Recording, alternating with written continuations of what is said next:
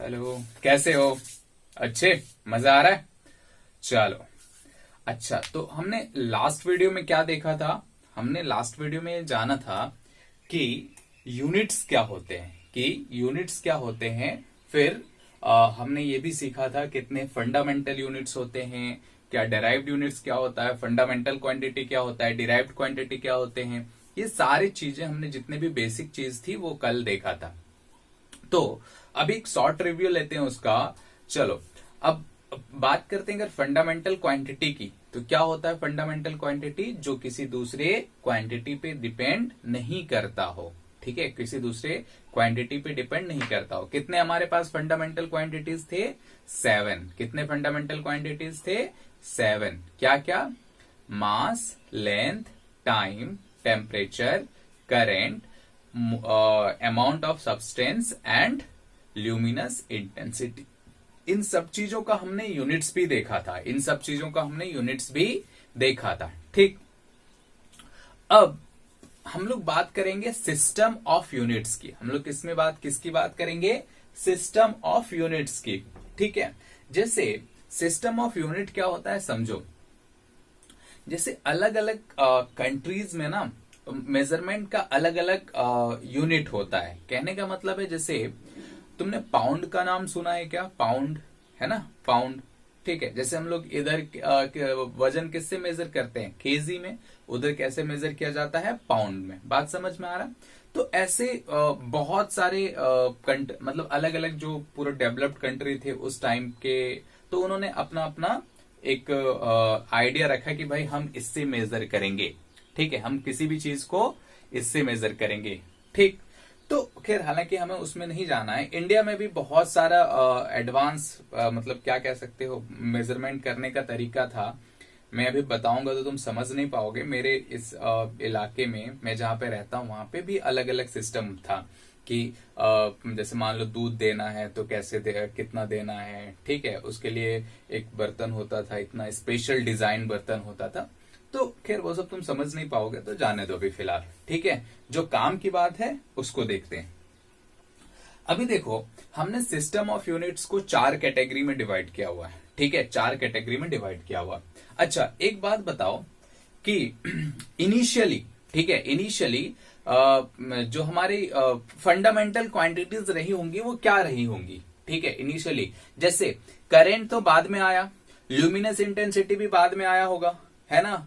क्योंकि जैसे जैसे साइंस डेवलप्ड किया वैसे वैसे ल्यूमिनस इंटेंसिटी आया, करंट आया, उसके बाद mole of amount of substance आया। क्या ये सब पहले भी रहे होंगे क्या? नहीं। पहले क्या क्या हो सकते थे? लेंथ, मास और टाइम। ठीक है, लेंथ, मास और टाइम। तो जनरली बेसिक फंडामेंटल क्वांटिटीज यही होते हैं। ठीक है, चलो। तो अगर हम लोग सिस्टम ऑफ यूनिट की बात करते हैं तो हमने इसको 3-4 कैटेगरी में डिवाइड किया हुआ है। एक MKS system, CGS system, FPS system और एसआई सिस्टम। ठीक है, और एसआई सिस्टम, कोई दिक्कत वाली बात उसमें नहीं है। अब देखो, अब जो हमारा सिस्टम है, जैसे अगर हम एमकेएस सिस्टम की बात करें तो हमें उसके लेटर से ही पता चल जाएगा कि हम हमारे जो बेसिक यूनिट्स हैं उसके बेसिक क्वांटिटी जो है उसके यूनिट्स क्या होंगे। बेसिक क्वांटिटी जो है उसके यूनिट्स क्या होंगे। जैसे देखो, अगर हम एमकेएस यूनिट की बात करें, ठीक है, एमकेएस यूनिट की बात करें तो एम से क्या होता है? मीटर। ठीक है, जैसे हमने यहां पे 3 फंडामेंटल क्वांटिटीज ले लिया है, length, mass and time. Length, mass and time. अब एमकेएस सिस्टम में हम डिफाइन करते हैं, लेंथ किस में मेजर किया जाता है? एमकेएस सिस्टम में मीटर में। ठीक है, मास किस में मेजर किया जाता है? किलोग्राम में। और टाइम किस में मेजर किया जाता है? सेकेंड में। बस सिंपल है, इसको ऐसे ही याद होना चाहिए। ये इसमें कोई समझने वाली बात है ही नहीं। बस एमकेएस सिस्टम है, मतलब लेंथ को किस में मेजर करेंगे? मीटर, मास को किलोग्राम और टाइम को सेकेंड। बात समझ में आ रहा है? हाँ। उसी तरह अगर सीजीएस सिस्टम की बात करें, तो सीजीएस सोचो, सीजीएस तो सी से क्या होता है? सेंटीमीटर। तो लेंथ को किस में मेजर करेंगे? सेंटीमीटर में। किस में मेजर करेंगे? सेंटीमीटर में। ठीक। उसके बाद आता है ग्राम, ठीक है, ग्राम किसमें, जी से हो गया ग्राम, तो मास किसमें मेजर करते हैं, इसमें ग्राम, मास किसमें मेजर करते हैं, ग्राम, ठीक। उसके बाद आता है टाइम, टाइम किसमें मेजर करेंगे, सेकंड, इसमें टाइम कॉमन होता है, सेकंड सेकंड सेकंड ही तीनों में रहता है, ठीक है, सिर्फ यहां पे लेंथ और मास अलग अलग हो गया, ठीक, बात समझ में आई, कोई खास बात इसमें नहीं है, ठीक। उसके बाद आता है एक एफपीएस सिस्टम, एफपीएस सिस्टम में क्या होता है, लेंथ किससे मेजर करते हैं, फुट, और मास पाउंड, और टाइम किसमें, सेकंड, सिंपल सी बात है, कोई खास बात इसमें नहीं है।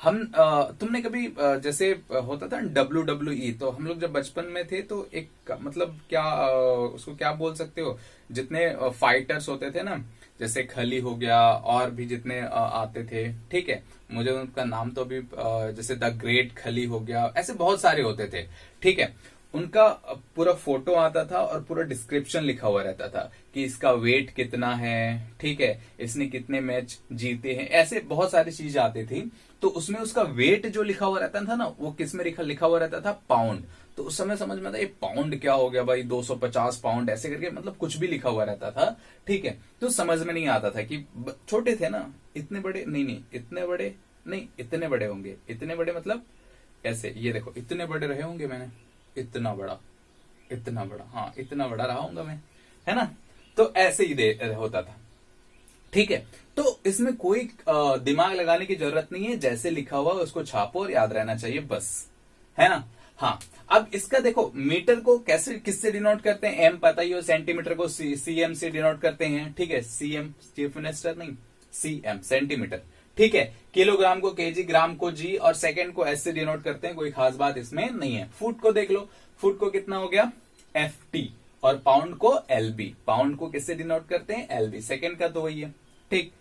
अब अलग अलग देशों में अलग अलग यूनिट चलता था, ठीक है, अलग अलग देशों में अलग अलग यूनिट चलता है, जैसे आज पैसे की बात कर लो, पैसे की बात करोगे तो हमारे यहाँ रुपीस चलता है, अमेरिका में डॉलर चलता है, तो हमारे यहाँ एक डॉलर के बराबर तो होता नहीं है ना, ठीक है, तो उन्होंने क्या किया, दुनिया भर के साइंटिस्ट लोगों ने एक मीटिंग बनाई, ठीक है भैया, मीटिंग बनाया मस्त एकदम, ठीक है, सभी लोग गए, चाय पानी नाश्ता सबने एकदम मस्त पेट भर के खाया, और बोला भाई देखो ये अलग अलग मेजरमेंट नहीं होगा, ठीक है, अलग अलग मेजरमेंट नहीं होगा, सब देश में एक ही मेजरमेंट चलेगा, ठीक है, और जो वही चलेगा जो हम लोग डिसाइड करेंगे, ठीक। तो ऐसा उन्होंने कुछ कुछ सोचा, और उसके बाद उन्होंने एक सिस्टम निकाला जिसको बोलते हैं SI system, system of international units, ठीक है, ऐसे एसआई सिस्टम निकाला।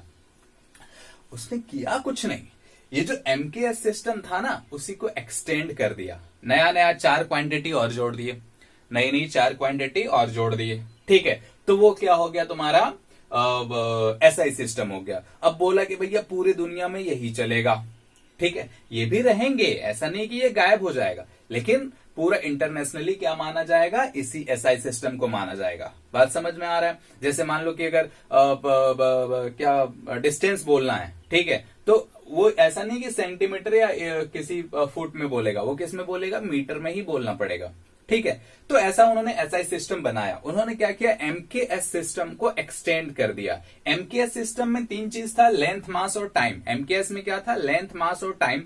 उन्होंने क्या किया, जो 4 चीजें अभी क्या कहते हैं इन्वेंट हुई थी, जैसे टेम्परेचर हो गया, ठीक है, करंट हो गया, ल्यूमिनस इंटेंसिटी हो गया, अमाउंट ऑफ सब्सटेंस हो गया, उन्होंने उसको जोड़ दिया, ठीक है, जोड़ दिया, और 7 टाइप के फंडामेंटल क्वांटिटीज बना दिए, ठीक, जो हम लोग पहले भी पढ़ चुके हैं, ठीक है। बाकी बहुत सारी चीज डिटेल्स लिखी हुई रहती है, उसमें जाने का नहीं, ठीक। चलो इतना समझ में आ गया, बाकी ऐसे डेट वेट लिखा रहता है, ठीक है, देखोगे बुक खोलोगे तो तुमको पूरा मिल जाएगा, कोई खास बात उसमें नहीं है। फिलहाल बस हमें इतना समझना है कि एसआई सिस्टम क्या होता है, एमकेएस सिस्टम का एक्सटेंडेड फॉर्म होता है, ठीक है, उसमें से अलग से 4 क्वांटिटीज जोड़ी गई हैं, ठीक है। तो अगर हम एसआई सिस्टम की बात करें तो उसमें कितने फंडामेंटल क्वांटिटीज हो गए, 7, और एमकेएस में कितने होते हैं, 3, ठीक है, एमकेएस सिस्टम में कितने होते हैं, 3। क्या क्या हो गया, एक बार फिर से रिवीजन कर लो, क्या क्या, length, mass, time, temperature, current, electric current, उसके बाद amount of substance and luminous intensity, simple, कोई खास बात इसमें नहीं है। ठीक है। अब ऐसा बहुत सारे सवाल हम लोग बनाएंगे आगे भी कि एक सिस्टम ऑफ यूनिट को दूसरे सिस्टम ऑफ यूनिट में कैसे चेंज करते हैं। जैसे अगर हम जैसे बोलेंगे ना 1 मीटर है, 1 मीटर को कितना 100 सेंटीमीटर बोलेंगे, तो इसको कैसे चेंज करेंगे वो आगे देखेंगे। जैसे अगर हम एसआई सिस्टम देखें ना, जब लिखे तो जब तुम लोग फिजिक्स पढ़ता होगा तो उसमें जब यूनिट्स की बात करते हैं, जैसे फोर्स की बात करें तो उसमें लिखा रहता है in SI system the unit of force is Newton, ऐसे लिखा हुआ रहता है ना। हाँ, तो वो उन्होंने एसआई सिस्टम बोल दिया कि भाई सिस्टम ऑफ यूनिट्स में, एसआई सिस्टम में किसी भी क्वांटिटी या फिजिकल क्वांटिटी का यूनिट्स ऐसा होता है। ठीक है। अब यही चीज अगर पूछ लेगा कि भाई सीजीएस सिस्टम में बताओ, तो आगे हम लोग ये चीज देखेंगे। ठीक है, क्या क्या होता है, कुछ कुछ क्वांटिटी का हम लोग निकालेंगे। फिलहाल अभी इसको यहीं तक रहने देते हैं। ठीक है, समझ में आया, कोई खास बात इसमें नहीं है, बस सिंपल रट्टा मारने वाला चीज है। ठीक, अब जो हम लोग पढ़ेंगे वो थोड़ा समझने का लायक है। ठीक है, अब जो हम लोग पढ़ेंगे वो थोड़ा समझना पड़ेगा। अब जैसे हमने इस चैप्टर का नाम ही दिया था unit and dimension, unit and dimension. तो यूनिट हमने लगभग पढ़ लिया है, यूनिट हमने पूरा पढ़ लिया कि हाँ भाई इसका ये यूनिट होता है। ठीक है, अब हम लोग पढ़ेंगे dimension of a physical quantity, dimension of a physical quantity, dimension of a physical quantity.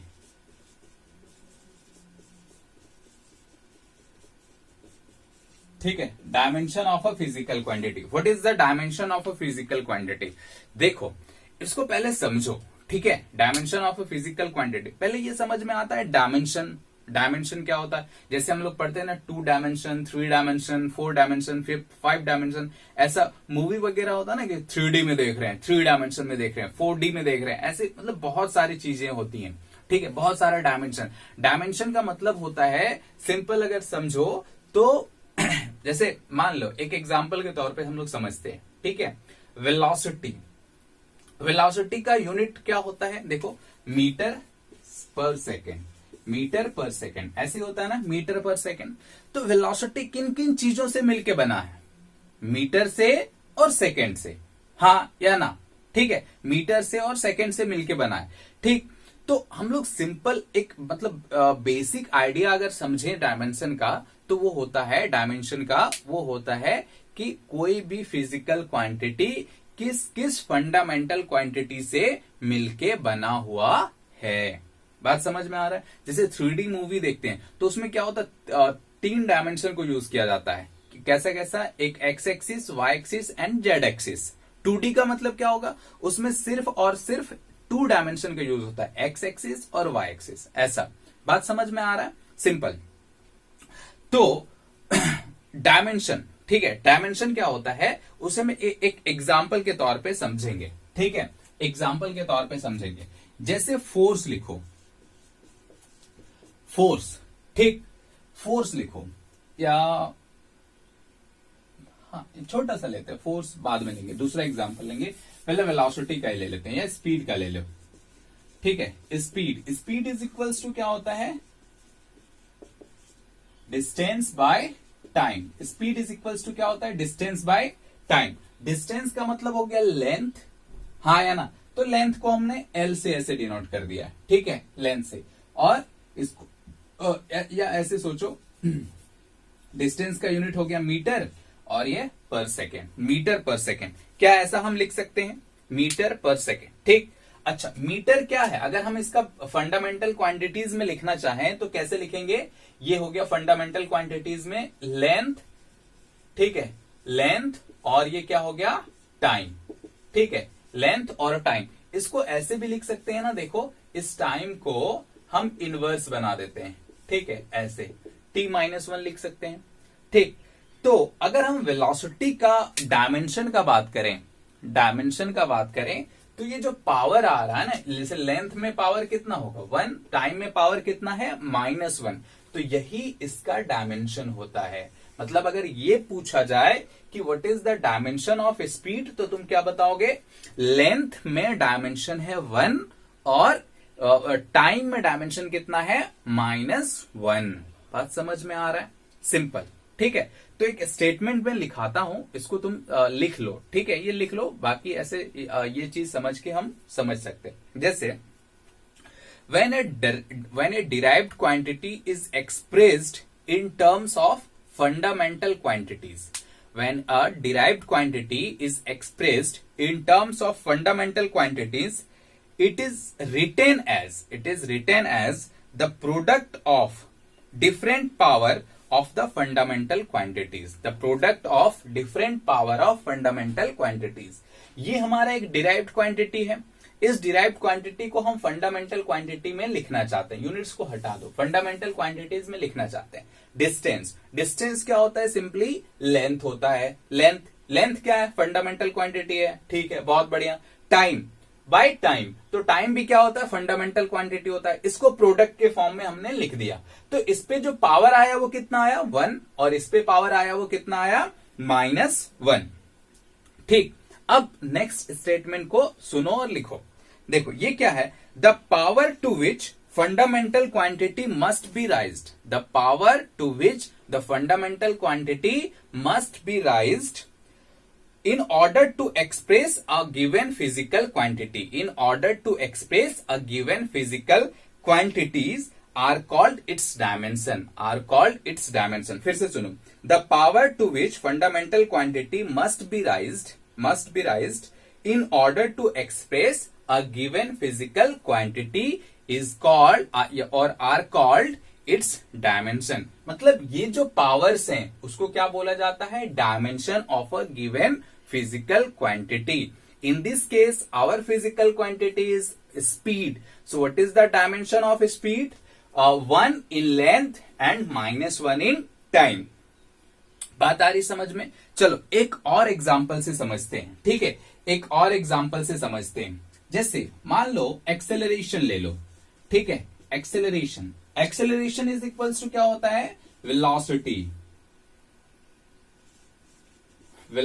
Bye time, ठीक है, वेलोसिटी बाय टाइम। अच्छा, वेलोसिटी देखो ये क्या, ये फंडामेंटल क्वांटिटीज के टर्म में लिखा गया है, फंडामेंटल समझ में आ रहा है ना, कि बस मैं ही समझ रहा हूं एकदम मस्त, ठीक है, कोई खास बात नहीं, टेंशन लेने वाली बात नहीं है, ये चीज तुमको बहुत अच्छे से समझ में आ जाएगी, ठीक है, बस देखते जाओ क्या क्या मैं बोल रहा हूं। एक्चुअल में थोड़ा सा नया हो सकता है तो थोड़ी सी प्रॉब्लम आएगी, बट धीरे धीरे सारा समझ में आने लगेगा, ठीक है। इधर देखो, क्या वेलोसिटी फंडामेंटल क्वांटिटीज में है, नहीं है, तो उसको भी फंडामेंटल क्वांटिटीज में चेंज करो। डायमेंशन लिखने का यही तरीका होता है, मैंने क्या बताया, when a fundamental quantity is expressed in terms of when a derived quantity is expressed in terms of fundamental quantities, when a derived quantity is expressed in terms of fundamental quantities। तो क्या ये fundamental quantities में derived है, नहीं है, उसको करते हैं आओ। velocity is equals to होता है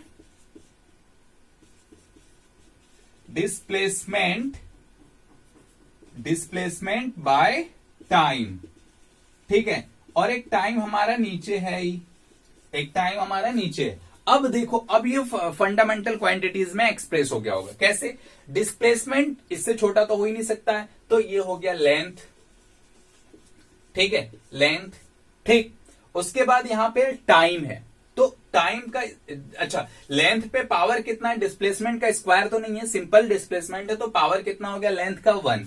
उसके बाद टाइम को ऐसे लिख सकते हैं क्या, टाइम, तो टाइम का 2 टाइम है, अगर मल्टीप्लाई करेंगे तो क्या होगा, स्क्वायर हो जाएगा, और ऊपर ले जाएंगे तो -2 लिख सकते हैं ऐसा।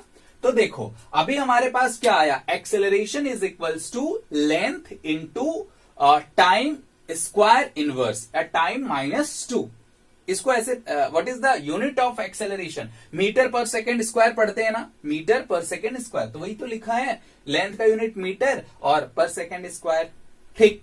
अब यहां पे तुमसे ये डायमेंशन पूछा गया कि what is the dimension of the acceleration, then what is the dimension of the acceleration in length 1 and in time -2, this is the dimension of the acceleration. क्या लिखेंगे, what is the dimension of the acceleration, simply 1 in length and -2 in time, this is the dimension of acceleration, this is the dimension of acceleration. Simple सी बात है, कोई खास बात इसमें नहीं है। ठीक है, आ रहा है समझ में? एक और एग्जांपल लेते हैं, आओ। फोर्स, ठीक है, फोर्स, ठीक है, फोर्स इज इक्वल्स टू क्या होता है? Mass into acceleration. Force is equals to क्या होता है? Mass into acceleration. अच्छा, हमें एक्सेलरेशन का तो पता ही है ना, इतना लिखने की जरूरत नहीं, अभी तो हमें पता चल गया एक्सेलरेशन का डायमेंशन क्या होता है, हाँ या ना, पता चल गया। अब क्या करेंगे? मास, मास तो मास ही होता है, मास। अच्छा, एक्सेलरेशन का होता है लेंथ, ठीक है, और टाइम, ठीक है, -2, लेंथ का पावर 1, मास का भी पावर 1, ठीक है, मास का भी पावर 1 हो गया। ठीक, तो तुमसे पूछा गया द डायमेंशन ऑफ फोर्स, तो तुम क्या बोलोगे? What is the dimension of the force? तो dimension of the force is 1 in mass, 1 in length and -2 in time, and -2 in time. बात समझ में आया? -2 इन टाइम। ठीक, दिस, ये क्या हो गया तुम्हारा? Dimension of force. क्या हो गया dimension of force? 1 in mass, 1 in mass, 1 in length, 1 in length and -2 in time, -2 in time. ये हो गया तुम्हारा डायमेंशन। ये क्या हो गया तुम्हारा? डायमेंशन। बात समझ में आया? क्या ये किसका डायमेंशन है? Dimension of force. ये क्या हो गया? Dimension of force. ठीक है, समझ में आ रहा है थोड़ा थोड़ा? हाँ, बिल्कुल पूरा आएगा, कोई खास बात इसमें नहीं है। ठीक है, अब देखो कि अब हम क्या करते हैं, इस पूरे चीज को ना एक क्या कहते हैं, एक ब्रैकेट ऐसे इससे डिनोट घेर देते हैं। इसको क्या बोलते हैं? बड़ा ब्रैकेट, बिग ब्रैकेट। इसको उससे घेर देते हैं। ठीक है, इस ब्रैकेट लगाने का मतलब ये होता है, इस ब्रैकेट लगाने का मतलब ये होता है कि हम गिवन फिजिकल क्वांटिटी का सिर्फ और सिर्फ डायमेंशन लिख रहे हैं, सिर्फ और सिर्फ डायमेंशन लिख रहे हैं। इसका मैग्नीट्यूड से दूर दूर दूर दूर तक कोई रिश्ता नहीं है। बात समझ में आया? हम जब भी डायमेंशन लिखेंगे तो उस डायमेंशन लिखने के टाइम क्या करेंगे? उस क्वांटिटी को एक ब्रैकेट से घेर देंगे, बड़े ब्रैकेट से घेर देंगे। ठीक है, इसका मतलब क्या होता है? What is the meaning of this big bracket? This is the meaning of this is we are writing only dimension, we are writing simply only dimension, not magnitude. बात समझ में आ रहा है? जैसे जब भी तुमसे पूछा गया what is the dimension of force, तो तुम क्या लिखोगे? फोर्स। ठीक है, इसको ऐसे ब्रैकेट से घेर दो। इसका मतलब क्या हो गया कि हमने मैग्नीट्यूड के बारे में बात नहीं की है। हमने किसकी बात की है? हमने बस सिर्फ और सिर्फ डायमेंशन की बात की है। हमने सिर्फ और सिर्फ डायमेंशन की बात की है। बात समझ में आ रहा है? सिंपल है, कोई खास बात इसमें नहीं है। अब आओ, अब क्या करेंगे? देखो छोटा सा, अब सबसे पहले हर एक बार क्या टाइम लिखेंगे, लेंथ लिखेंगे, मास लिखेंगे? ऐसा नहीं लिखेंगे। ठीक है, अब हम इसको क्या करेंगे? सिंबल दे देंगे। ठीक है, हम इसका क्या करेंगे? सिंबल देंगे। ठीक है, सिंबल देखो क्या, कौन कौन सा सिंबल देंगे? देखो, जैसे डायमेंशन, डायमेंशंस। ठीक है, अगर हम मास लिखना चाहते हैं, डायमेंशन ऑफ मास लिखना चाहते हैं, तो मास के लिए यूज होता है कैपिटल एम। मास के लिए क्या यूज होता है? Capital M. ठीक है, मास के लिए क्या यूज होता है? Capital M. ठीक, अच्छा, लेंथ, लेंथ के लिए यूज होता है एल, कैपिटल एल। टाइम के लिए यूज होता है, टाइम के लिए यूज होता है टी। टाइम के लिए क्या यूज होता है? टी। उसके बाद टेम्परेचर, टेम्परेचर के लिए यूज होता है केल्विन, मतलब के। ठीक है, करंट के लिए यूज होता है, ठीक है, करंट के लिए यूज होता है एम्पियर। ठीक है, बस इतना ही हमें जरूरत पड़ने वाला है। कभी कभी अगर मोल ऐसे जरूरत तो नहीं पड़ेगा, बाकी बस इतना हम लोग जान लिए तो बहुत है। मोल MOL उसका नोटेशन होता है, बट उसकी जरूरत नहीं पड़ती है। कैंडेला ल्यूमिनस इंटेंसिटी का जो यूनिट है कैंडेला, उसकी भी जरूरत नहीं पड़ती है। हमें ज्यादा से ज्यादा ये 5 क्वांटिटीज के का डायमेंशन पता होना चाहिए। अगर हमें ये 5 क्वांटिटी का डायमेंशन है तो हम किसी का भी डायमेंशन लिख सकते हैं, किसी का भी डायमेंशन लिख सकते हैं। ठीक है, जैसे एग्जाम्पल के तौर पे पहला मैंने क्या बोला था, बोलो speed. Speed is equals to क्या होता है, distance by time. Speed is equals to क्या होता है, डिस्टेंस बाय टाइम। ठीक, speed is equals to distance by time. अब सोचो कि डिस्टेंस क्या हो गया, लेंथ। ठीक है, टाइम तो टाइम ही रहने वाला है, टाइम तो टाइम ही रहने वाला है। लेंथ, अब अगर तुमसे पूछा गया what is the dimension formula for speed, तो क्या करेंगे, इसको भी एक बड़ा ब्रैकेट लगाना होगा जो हमको बताता है कि ये हम डायमेंशन लिख रहे हैं, हमें मैग्नीट्यूड से कोई मतलब नहीं है, हमें मैग्नीट्यूड से कोई मतलब नहीं है। लेंथ को किससे डिनोट करते हैं, L। ठीक है, पावर कितना है 1, तो रहने दो, कोई दिक्कत वाली बात उसमें नहीं है। टाइम को किससे डिनोट करते हैं, T। टाइम को किससे डिनोट करते हैं, T। ठीक, तो ऐसा हो गया। अब थोड़ा सा अरेंज कर देते हैं, क्या लिखते हैं, LT -1, LT -1। So this is the dimension of speed. What is the dimension of the speed, 1 in length and -1 in time. तो ये जो स्पीड आई, ठीक है, ये जो स्पीड आई, इसका इस वाले को बोलते हैं डायमेंशन फॉर्मूला। इसको क्या बोलते हैं, डायमेंशन फॉर्मूला। डायमेंशन फॉर्मूला, ठीक है। और ये जो इक्वेशन आया, इसको बोलते हैं डायमेंशनल इक्वेशन।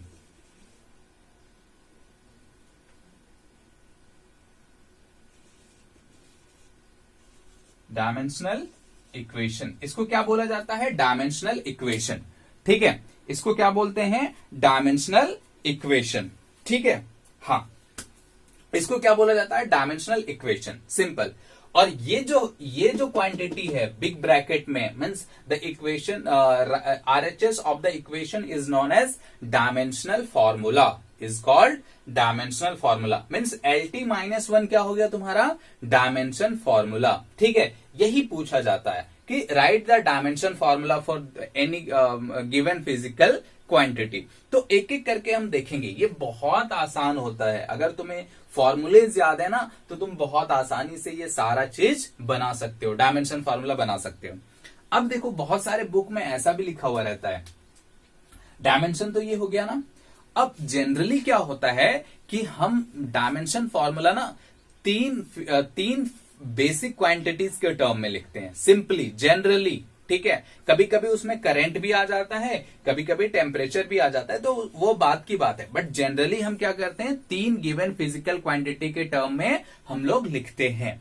ठीक है, वो गिवन क्वांटिटीज क्या क्या है, देखो वो गिवन क्वांटिटीज क्या क्या है, मास, लेंथ एंड टाइम। क्या क्या, मास, लेंथ एंड टाइम। ठीक है, मास, लेंथ एंड टाइम। ठीक, अब देखो कभी कभी ऐसा लिखा रहता है, जैसे मान लो कि अगर स्पीड की बात करें, ठीक है, स्पीड की बात करें, ठीक है, तो स्पीड मास पे तो डिपेंड नहीं करता है, स्पीड नहीं करता है, मास पे डिपेंड नहीं करता है, क्योंकि इसका फॉर्मूला ही LT -1, ये लेंथ और टाइम पे डिपेंड करता है। ठीक है, तो हम क्या करेंगे, हमें m भी इंट्रोड्यूस करना है। तो m पे पावर कितना हो गया, 0। m पे पावर 0 का मतलब क्या हो गया, 1। तो मतलब वो डिपेंड ही नहीं करता है उस पे। बात समझ में आया। तो m LT -1 ऐसे भी लिखा हुआ रहता है। ठीक है, मास जबरदस्ती का इंट्रोड्यूस कर दिया है, बाकी ये तो इतना ही है। लेकिन ये लिखने का अलग अलग बुक में तरीका होता है, तो अगर ऐसा भी दिखे तो घबराने की कोई जरूरत नहीं है। ठीक है, चलो, तो what is the dimension of the speed, m0 LT -2। चलो अब देखते हैं क्या वेलोसिटी का भी यही होगा ना, velocity is equals to displacement by time, displacement is also length, so the dimension formula of displacement is LT minus 1, the dimension formula for velocity is LT minus 1। ठीक है, आ रहा बात समझ में? हाँ, अब देखो अगर तुमसे ये पूछा जाए कि बताओ भैया एक्सेलरेशन का डायमेंशन फॉर्मूला क्या है, एक्सेलरेशन का डायमेंशन फॉर्मूला क्या है, एक्सेलरेशन शॉर्ट फॉर्म में लिखा हूं, ठीक है, एक्सेलरेशन का डायमेंशन फॉर्मूला क्या है? तो हमें पता है एक्सेलरेशन, पहले सबसे डायमेंशन निकालने का यही तरीका होता है कि हमें उसका बेसिक फॉर्मूला पता होना चाहिए। डायमेंशन का बेसिक फॉर्मूला हमें, सॉरी, किसी भी फिजिकल क्वांटिटी का बेसिक फॉर्मूला हमें पता होना चाहिए। अगर हमें फॉर्मूला पता है तो हम डायमेंशन लिख सकते हैं। तो एक्सेलरेशन का फॉर्मूला हमें पता है, क्या होता है एक्सेलरेशन का फॉर्मूला बताओ? एक्सेलरेशन का फॉर्मूला होता है वेलोसिटी बाय टाइम। क्या होता है? Velocity bye time.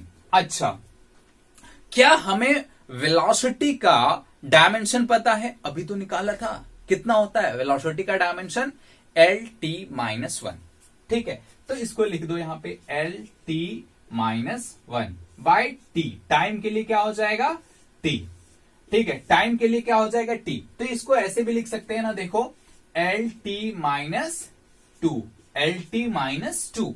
ये ब्रैकेट देना मत भूलना, बच्चे गलती करते हैं भैया, ये ब्रैकेट छोड़ देते हैं, ब्रैकेट देना मत भूलना। यही इसका क्या कहते हैं, उसको नोटेशन है कि भैया हाँ तुमने इसमें क्या लिखा है, एक डायमेंशन फॉर्मूला लिखा है, तुमने इसमें डायमेंशन फॉर्मूला लिखा है। बात समझ में आ रहा है? यही इसका नोटेशन होता है, ब्रैकेट।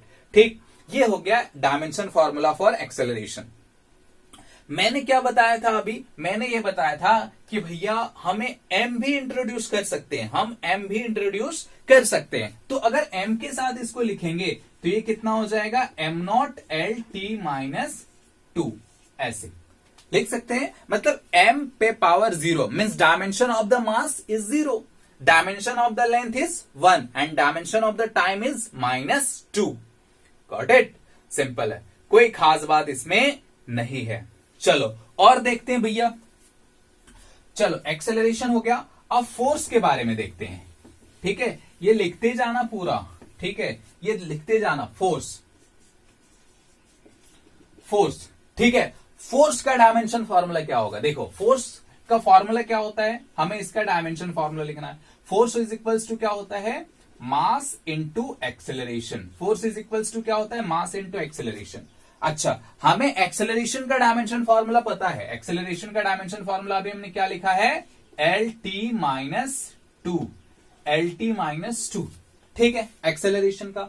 और मास को, मास का डायमेंशन फॉर्मूला क्या होता है? M। तो यहां पे मास का डायमेंशन फॉर्मूला M। ठीक, तो अब हमारे लिए क्या हो गया? MLT minus 2। सिंपल, ठीक है, कोई खास बात इसमें नहीं है। Force is equals to, what is the dimension formula for force? MLT minus 2। ठीक, ऐसे ही हम बहुत सारे क्वांटिटीज का निकाल सकते हैं। जैसे एग्जांपल के तौर पे और लेते हैं, वर्क निकालो। ठीक है, वर्क का डायमेंशन फॉर्मूला लिखना है, वर्क का डायमेंशन फॉर्मूला लिखना है। तो बताओ वर्क का डायमेंशन फॉर्मूला क्या होगा? वर्क का डायमेंशन फॉर्मूला क्या होगा? तो वर्क क्या होता है? वर्क होता है फोर्स इंटू डिस्प्लेसमेंट। ठीक है, डिस्प्लेसमेंट, फोर्स इंटू डिस्प्लेसमेंट। अब सोचो फोर्स का डायमेंशन फॉर्मूला हमें पता है क्या? फोर्स का डायमेंशन फॉर्मूला हमें पता है, और वो कितना है? फोर्स का डायमेंशन फॉर्मूला बोलो। फोर्स का डायमेंशन फॉर्मूला है MLT minus 2, MLT minus 2 into एक डिस्प्लेसमेंट। डिस्प्लेसमेंट का मतलब लेंथ, डिस्प्लेसमेंट का मतलब क्या होता है? लेंथ। और लेंथ के लिए क्या यूज करेंगे? L। तो इस L को मल्टीप्लाई कर दो तो कितना हो जाएगा बोलो? ML2T minus 2। ये हो गया, this is the dimension formula for work. This is the dimension formula for work. अभी देखो, क्या इसमें अगर तुमसे ये पूछा जाएगा what is the dimension of the work, तो तुम क्या बोलोगे? 1 in mass, 2 in length and -2 in time, -2 in time. ठीक है, हाँ, ये सारे हो गए डायमेंशन फॉर्मूला। अब तुम्हारे पास बहुत क्या कहते हैं फॉर्मूलेज हो सकते हैं, और बहुत फॉर्मूले होंगे तो तुम सारा चीज का भी डायमेंशन लिख सकते हो। बस फॉर्मूला और ये पता होना चाहिए कि वो किस किस बेसिक क्वांटिटी पे डिपेंड करता है। जैसे और एग्जांपल लेते हैं एरिया। ठीक है, एरिया का डायमेंशन, इसका फॉर्मूला क्या होता है?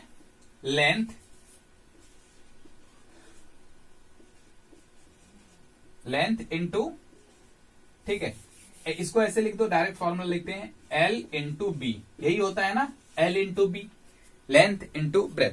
ठीक है, अब देखो लेंथ पता है, और वो ब्रेथ जो चौड़ाई है वो भी क्या है हमारा, वो भी क्या है? सिंपल डायमेंशन ही तो, सॉरी लेंथ ही तो है। वो क्या है? लेंथ ही तो है। अब अगर लेंथ ही है तो क्या होगा? देखो, इसका भी L होगा और इसका भी L होगा, L इंटू L। ठीक है, तो ये कितना हो जाएगा? L square.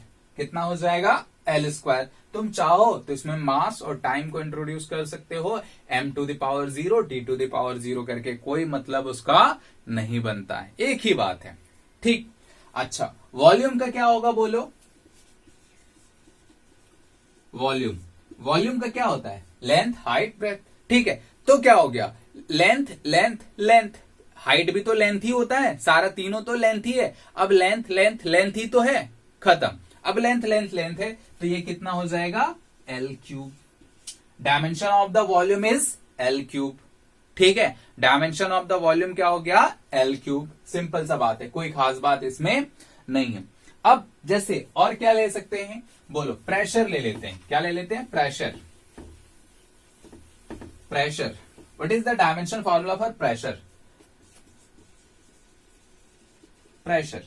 ठीक है, प्रेशर का फॉर्मूला क्या होता है? Force by area. ठीक है, डायमेंशन लिखने के लिए हमें फॉर्मूले पता होना बहुत जरूरी होता है, ठीक, तो क्या हो जाएगा? फोर्स का भी हमने क्या निकाला? MLT-2, और एरिया का क्या हो गया? L square. तो इसमें जो कैंसिल हुआ कर दो, जो ऐड हुआ ऐड कर दो, कोई खास बात इसमें नहीं है। देखो, एक L से एक L कैंसिल हो जाएगा, हाँ या ना? एक L से एक L कैंसिल हो गया, हमारे पास क्या बचा? M। ये L ऊपर चला जाएगा तो L-1 और T-2। So this is the dimension formula for pressure. ठीक है, सिंपल है, कोई खास बात इसमें नहीं है।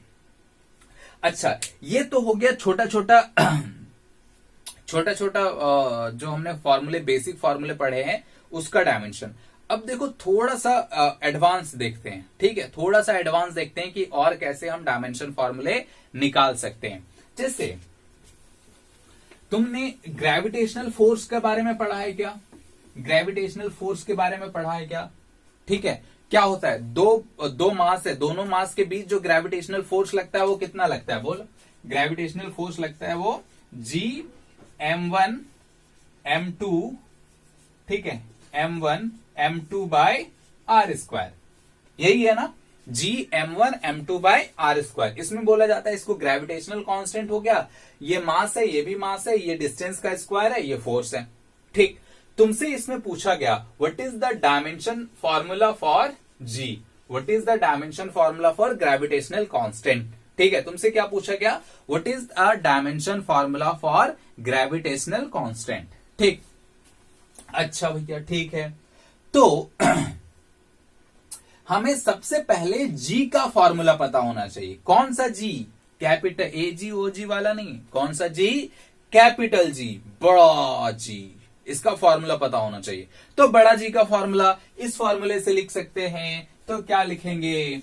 इस बड़ा G का फॉर्मूला होगा, देखो क्रॉस मल्टीप्लीकेशन कर दो तो FR square by M1 M2 लिख सकते हैं क्या? ऐसा M1 M2 फॉर्मूला सिंपल, हमने क्रॉस मल्टीप्लीकेशन कर दिया और कोई खास बात इसमें नहीं है।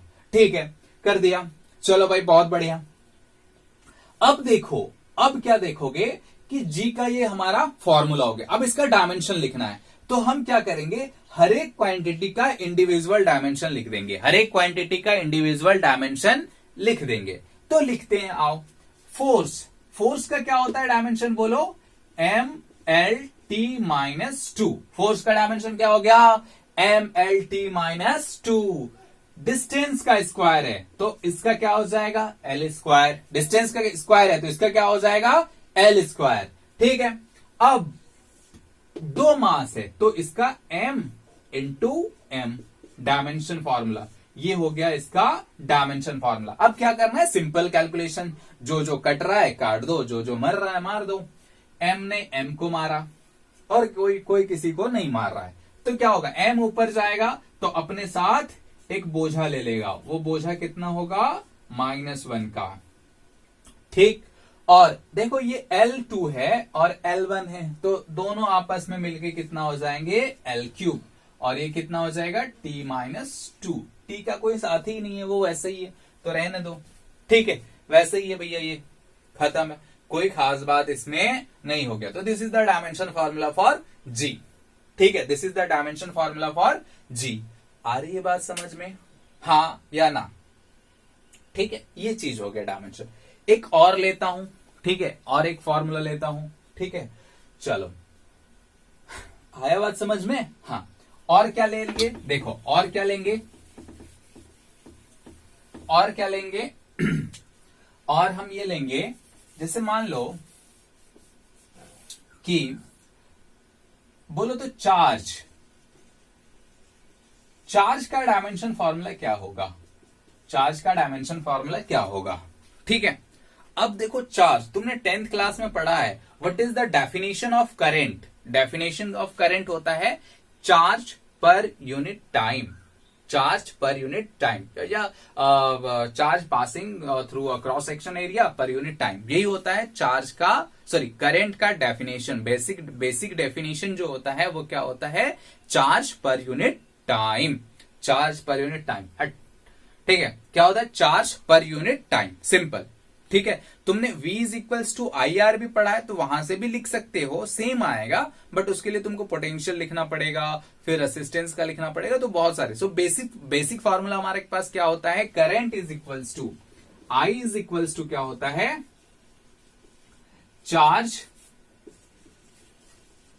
चार्ज बाय टाइम, ये फॉर्मूला होता है, पढ़ा भी होगा तुमने 10th क्लास में। ठीक है, तो हमें चार्ज चाहिए तो चार्ज को Q से डिनोट कर दूं क्या? Q। ठीक है, तो Q, अब Q इज इक्वल्स टू क्या हो गया? Current into I into time. I into time. अब याद करो, करंट का डायमेंशन फॉर्मूला क्या होता है? एम्पियर, तो A लिख दो। टाइम का T, तो चार्ज का डायमेंशन फॉर्मूला क्या हो गया? AT। चार्ज का डायमेंशन फॉर्मूला क्या हो गया? AT। चार्ज का डायमेंशन फॉर्मूला क्या हो गया? A into T. M मत लगा देना, ATM हो जाएगा, नहीं तो क्या है? सिर्फ AT है। A पे पावर 1, T पे पावर 1। M भी लगा सकते हो अगर ATM पसंद है तो क्या हो जाए? A पे पावर 1, T पे पावर 1, M पे पावर 0, मतलब M है ही नहीं। ठीक, अच्छा, चलो अब देखते हैं, एक फॉर्मूला देता हूं मैं। ठीक है, ये तुम 12th क्लास में पढ़ोगे पहले चैप्टर में, फिलहाल मैं बस फॉर्मूला दे रहा हूं। ठीक है, देखो इसको थोड़ा सा समझो, ये क्या है? जैसे दो चार्ज है यहां पे, Q1 और Q2, दोनों के बीच का डिस्टेंस R है। ठीक है, तो ये चार्जेस एक दूसरे पे फोर्स लगाते हैं। कैसे, क्या वो बाद में सोचेंगे, बस समझ लो, दो चार्जेस क्या लगाएंगे? एक फोर्स लगाएंगे। ठीक, तो उस फोर्स की वैल्यू लिखते हैं F is equals to 1/4 pi epsilon naught Q1 Q2 by R square. ठीक है, फोर्स इज इक्वल्स टू क्या हो गया? 1/4 pi epsilon naught Q1 Q2 by R square. ठीक, Q1 Q2 by R square. अब तुमसे ये पूछा गया कि भैया ये जो एप्सिलॉन नॉट दिख रहा है इसका डायमेंशन फॉर्मूला निकालो। ठीक, इसका डायमेंशन फॉर्मूला लिखो। ये एप्सिलॉन नॉट है, इसको क्या बोलते हैं? Epsilon not. ये क्या है, कैसा है, भूल जाओ, बस नाम है इसका, मस्त नाम है इसका, क्या? Epsilon not. ये एप्सिलॉन नॉट की वैल्यू क्या है ये बताना है, मतलब डायमेंशन बताना है। What is the dimension formula for epsilon naught? ठीक, अच्छा आओ बताते हैं। सबसे पहले क्या करेंगे?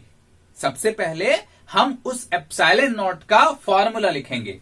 तो फॉर्मूला कैसे लिखेंगे? इस एप्सिलॉन नॉट को यहां ले आओ, फोर्स को यहां ले आओ, तो epsilon naught is equals to क्या हो जाएगा? 1/4 पाई और F Q1 Q2 bye are square.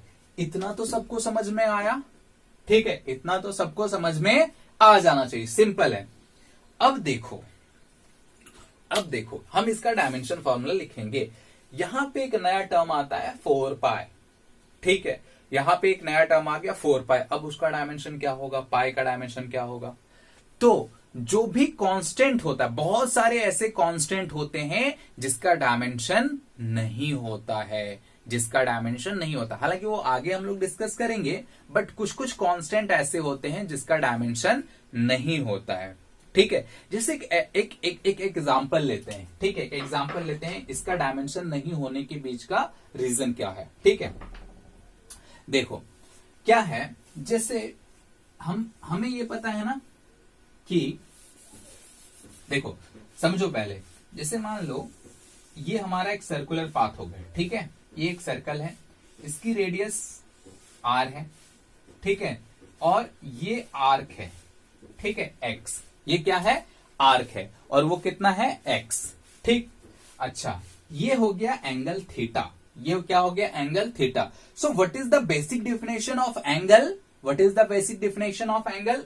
Angle is equals to होता है, एंगल इज इक्वल्स टू होता है arc by radius, arc by radius, ठीक है। आर्क क्या है, x, और रेडियस क्या है, r। अच्छा, अब बहुत गौर से देखो, तो आर्क भी लेंथ है और रेडियस भी लेंथ है, आर्क भी लेंथ है और रेडियस भी लेंथ है, तो ये क्या हो गया, l, और r भी क्या हो गया, l, l कैंसिल हो गया, ये क्या बचा, 1। मतलब डायमेंशन है ही नहीं इसका कोई डायमेंशन नहीं है। इसको ऐसे क्वांटिटीज को बोला जाता है डायमेंशन लेस क्वांटिटी, इसको क्या बोला जाता है, डायमेंशन लेस क्वांटिटी। बात समझ में आया? ऐसे क्वांटिटीज को क्या बोला जाता है, डायमेंशन लेस क्वांटिटी, ठीक। तो कुछ कुछ कांस्टेंट ऐसे होते हैं जिसका डायमेंशन नहीं होता है, जैसे पाई का डायमेंशन नहीं होता है, पाई का डायमेंशन नहीं होता है, ठीक है। क्यों, ये तुम सोचो कैसे, पाई का फॉर्मूला निकालो, फॉर्मूला क्या होता है, पाई निकालने का फॉर्मूला क्या होता है, और देखो उसमें डायमेंशन आ रहा है या नहीं आ रहा है, क्योंकि पाई की वैल्यू तो कांस्टेंट है ना, और 4 तो कांस्टेंट है ही। जितने भी न्यूमेरिकल वैल्यू होते हैं उसका कोई डायमेंशन नहीं होता है, जितने भी न्यूमेरिकल वैल्यू होते हैं, जैसे 1 2 3 4 5, ठीक। इससे पहले हमने एक और क्वांटिटी देखा था g, वो भी कांस्टेंट है, लेकिन उसका डायमेंशन होगा। हालांकि कंफ्यूज होने की कोई बात नहीं, मैं आगे इन सारी चीजों को क्लियर करूंगा, ठीक है। फिलहाल अभी देखो, अभी हम जो हमारा मोटो है एप्सिलॉन नॉट का डायमेंशन निकालना, ठीक है। तो फॉर्मूला हमारे पास आ गया, चलो भाई आ गया फॉर्मूला हमारे पास फॉर्मूला आ गया, epsilon naught is equals to 1/4 pi f Q1 Q2 by r square, ठीक है भैया, बहुत बढ़िया, मजा आया। अभी देखो, हमें इतना तो पता चल गया है कि इस 4 पाई का कोई डायमेंशन नहीं होने वाला है, ठीक। तो ऐसे सिचुएशन में हम क्या कर सकते हैं, डायमेंशन लिखने के लिए, सिर्फ और सिर्फ डायमेंशन लिखने के लिए इस कांस्टेंट क्वांटिटी को हटा सकते हैं। जिसका डायमेंशन नहीं है उसे अकेला छोड़ दो, उसे भूल जाओ। तो क्या है, फोर्स बचा। फोर्स का डायमेंशन क्या होता है, बोलो मेरे साथ, mlt minus 2, mlt minus 2, mlt minus 2, ठीक। अच्छा, अब देखो ये चार्ज है, क्या है, चार्ज, और अभी मैंने चार्ज का क्या निकाला था, डायमेंशन फॉर्मूला निकाला था, बोलो क्या हो गया चार्ज का डायमेंशन फॉर्मूला? चार्ज का डायमेंशन फॉर्मूला है AT, है ना, AT। अच्छा, एक चार्ज के लिए लिखिए, दूसरा चार्ज के लिए भी लिख लो AT। अब R स्क्वायर, R क्या है, डिस्टेंस, R क्या है, डिस्टेंस, तो इसका डायमेंशन फॉर्मूला कितना हो जाएगा, L स्क्वायर। इसका डायमेंशन फॉर्मूला कितना हो जाएगा, L स्क्वायर। सिंपल, कोई खास बात इसमें नहीं है, ठीक है। तो बस जो जो कट रहा है काट दो, जो जो बच रहा है बचा लो, ठीक है। तो इसमें कुछ भी कटने वाला नहीं है, मुझे ऐसा लगता है, ठीक है। m ऊपर गया तो m माइनस 1, यहां पे एक l है और यहां पे 2 l है, तो l इंटू एल स्क्वायर क्या हो जाएगा, l क्यूब, और ऊपर चला जाएगा तो ये माइनस में हो जाएगा, ठीक। उसके बाद यहां पे एक t है, यहां पे भी t है, तो t इंटू टी स्क्वायर हो गया, और नीचे -2 है, और वो जब ऊपर जाएगा तो +2 हो जाएगा। तो यहां पे क्या हो जाएगा, t टू द पावर, सोचो ये जब ऊपर चला गया तो क्या हो जाएगा, t2, हाँ या ना, और t2 3 और 4, तो हम क्या लिख सकते हैं, t to the power 4, t to the power 4। अच्छा, उसके बाद यहां पे क्या बच गया, और a, तो a इंटू ए क्या हो गया, a स्क्वायर। तो ये हो गया dimension formula for epsilon not. What is the dimension formula for epsilon not, m-1 l-3 t-4 a square. ठीक, आ रही बात समझ में, कोई खास बात इसमें नहीं है। ठीक है, तो ऐसे मैं तुम लोगों को फॉर्मूले सेंड करूंगा, उसका डायमेंशन लिखना है तुम्हें, उसका डायमेंशन लिखना है, उन सारी चीजों का डायमेंशन तुम्हें लिखना है। ठीक है, चलो ठीक। हाँ, तो अब हम थोड़ा सा डिस्कस कर लेते हैं, ठीक है, कि वेरिएबल और कांस्टेंट को अकॉर्डिंग टू डायमेंशन हमने डिवाइड करना है। ठीक है, वो कैसे करेंगे, देखो कैसे, जैसे वेरिएबल हो गया, उसको किसके अकॉर्डिंग डिवाइड करना है, डायमेंशन के अकॉर्डिंग। ठीक है, तो हमने उसे 4 कैटेगरी में डिवाइड करते हैं, डायमेंशन और वेरिएबल और कांस्टेंट को। अगर हम वेरिएबल की बात करें तो हम कैसे डिवाइड करते हैं, डायमेंशनल वेरिएबल। ठीक है, डायमेंशनल वेरिएबल ऐसा वेरिएबल जिसके पास कुछ डायमेंशन हो, उसको बोलते हैं डायमेंशनल वेरिएबल। जैसे क्या वेलोसिटी वेरिएबल है वेलोसिटी वेरिएबल है, ठीक है, और अगर वेलोसिटी वेरिएबल है तो क्या उसके पास डायमेंशन होगा। ठीक है, फोर्स वो भी डायमेंशनल वेरिएबल है, और उसके पास भी क्या होगा, उसको क्या बोलेंगे, उसके पास भी क्या है, डायमेंशन है। फोर्स का डायमेंशन क्या होता है, फोर्स का डायमेंशन बोलो क्या होता है, m-L-T-2। तो ऐसा वेरिएबल जिसके पास डायमेंशन हो उसको बोलते हैं dimensional variable. The variables which having dimensions are called dimensional variable. Similarly, what is the dimensionless variable? The variables which have no dimension. ठीक है, जिसके पास डायमेंशन नहीं होता है, ऐसे वेरिएबल को हम लोग बोलते हैं डायमेंशनलेस वेरिएबल। ठीक है, डायमेंशनलेस वेरिएबल। ठीक है, जैसे एंगल वेरिएबल है ना, 40 डिग्री 50 डिग्री कुछ भी वैल्यू हो सकता है, लेकिन क्या एंगल का डायमेंशन होता है, नहीं, एंगल का डायमेंशन नहीं होता है। तो एंगल का डायमेंशन नहीं है तो इसको क्या लिख सकते हैं, एंगल। एग्जाम्पल के तौर पे एंगल लिख लो। ठीक, ये क्या हो गया, इसको कोई भी एक वेरिएबल जिसका डायमेंशन हो, जैसे वेलोसिटी, स्पीड, ठीक है, फोर्स, ठीक है, कुछ भी लिख सकते हैं हम, कोई खास बात इसमें नहीं है, ETC। ठीक, ये हो गया एंगल। ठीक, अब ऐसे ही कांस्टेंट की बात करते हैं, ऐसे ही किसकी बात करते हैं, कांस्टेंट की।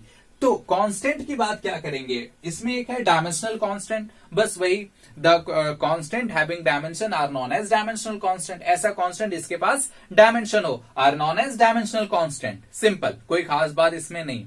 जैसे अभी हमने जी की वैल्यू निकाली ना, कैपिटल जी, बड़ा जी, उसकी वैल्यू निकाला। अच्छा, उसकी वैल्यू निकाला तो बताओ उसका कुछ डायमेंशन था।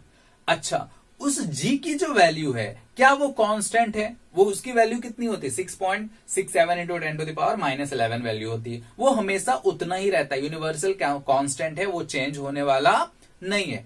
अभी हमने एप्सिलॉन नॉट निकाला ना, उसकी भी क्या होती है, वैल्यू होती है, उसकी वैल्यू 8.85 इंटू 10⁻12 होती है, हालांकि वो तुम्हें जानने का भी जरूरत नहीं है, 12th क्लास में जानोगे। ठीक, तो अब उसका भी डायमेंशन आया, मतलब कुछ कांस्टेंट ऐसे होते हैं जिसका डायमेंशन होता है, और ऐसे कांस्टेंट को क्या बोला जाता है, डायमेंशनल कांस्टेंट।